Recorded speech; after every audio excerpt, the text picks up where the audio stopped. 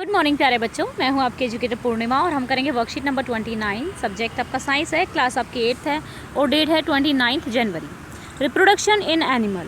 We all know that, जैसे कि हमें पता है कि जो हमारे सिबलिंग्स मतलब जो हमारे बहन भाई होते हैं उनमें कुछ कैरेक्टरिस्टिक होती है माँ की, कुछ कैरेक्टरिस्टिक होती है पापा की।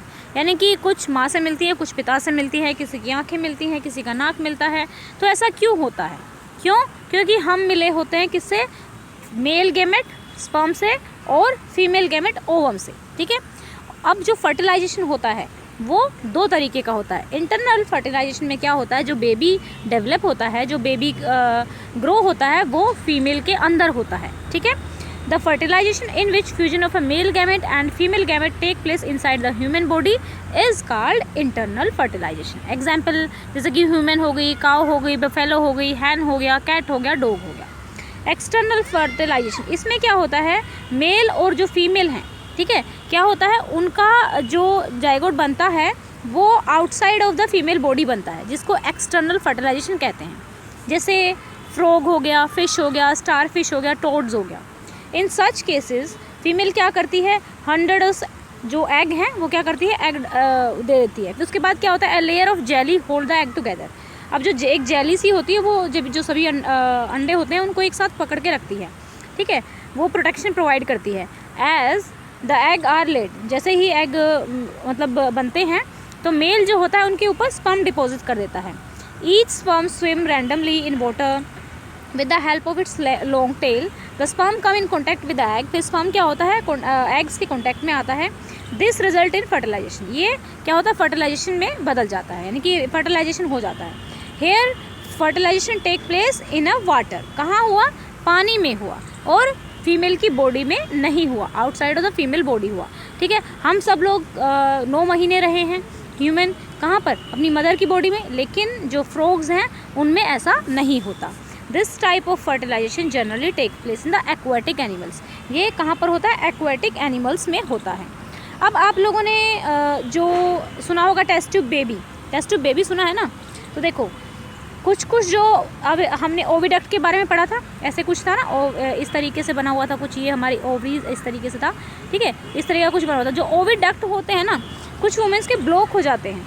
ठीक है, तो ऐसी वुमेन जो होती हैं बेबी को कैरी करना नहीं कर पाती हैं, क्योंकि स्पर्म वहाँ तक नहीं पहुँच पाता है। तो इससे क्या होता है, due to blocking they can not reach the egg. ठीक है, ऐसी सिचुएशन में फिर क्या होता है, डॉक्टर क्या करता है, एग ले लेता है, स्पर्म ले लेता है, दोनों को मिलाता है और IVF टेक्निक से फर्टिलाइजेशन कराता है। फर्टिलाइजेशन का मतलब कि एग और जाइगोट बन जाता है और उससे फिर बच्चा क्या होता है, डेवलप होना स्टार्ट हो जाता है, और उसके बाद जो बच्चा डेवलप हुआ है उसको वापस यूट्रस में डाल दिया जाता है। It is placed in the mother's uterus. ठीक है, मतलब वो बच्चा माँ के ही पेट से निकलेगा। ठीक है, लेकिन जो शुरू में जो मेल है वो बाहर किया गया है। ठीक है, complete development of baby takes place in mother uterus. ठीक है, and baby is born like any other baby. जो बेबी होता है वो बिल्कुल नॉर्मल होता है, बिल्कुल नॉर्मल बेबीज़ की तरह होता है।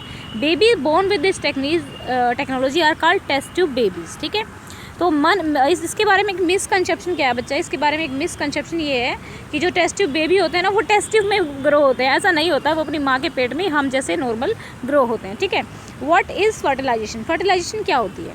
ठीक है, and in which part of female reproductive system does process अकर, तो ओविडक्ट में होती है ये प्रोसेस, लिखेंगे यहाँ पे। पहले क्या करेंगे, व्हाट इज़ फर्टिलाइजेशन, फर्टिलाइजेशन यहाँ से लिख लेंगे।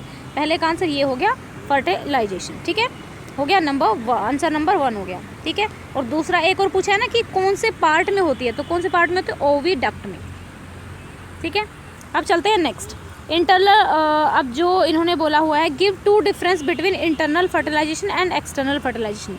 अब यहाँ से आप क्या कर लोगे, ये पूरा लिख दोगे, इंटरनल फर्टिलाइजेशन और ये पूरा, ये हो गया हमारा आंसर नंबर 2। ठीक है, आंसर नंबर 2 हमारा हो गया है। अब चलते हैं आंसर नंबर 3 पे।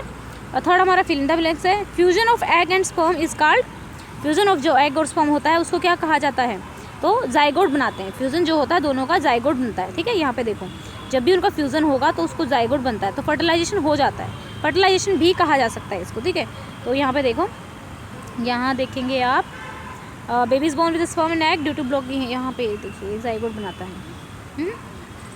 तो यहाँ से लिख लेंगे।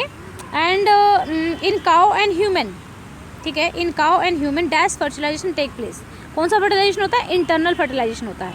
इंटरनल, ठीक है, फर्टिलाइजेशन यहाँ पे लिखा ही हुआ है।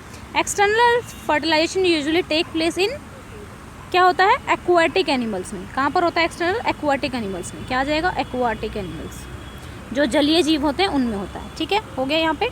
अब चलते हैं right full form of IVF। IVF की फुल फॉर्म लिखनी है तो इन विट्रो फर्टिलाइजेशन, ठीक है, ये लिख दी यहाँ से। आंसर नंबर 4 हो गया हमारा।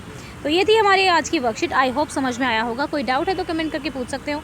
थैंक यू सो मच बच्चों। और वीडियो लेट इसलिए आ रही है क्योंकि जिस एरिया में मैं हूँ वहाँ पे इंटरनेट बंद हो गया है, कभी कभी बंद हो जाता है, और जिस टाइम ऑन होता है तो उस टाइम मैं वीडियो डाल देती हूँ, क्योंकि किसान प्रोटेस्ट की वजह से जो है इंटरनेट कम चल रहा है, इसी वजह से वीडियो जो है लेट आ रही है आपकी।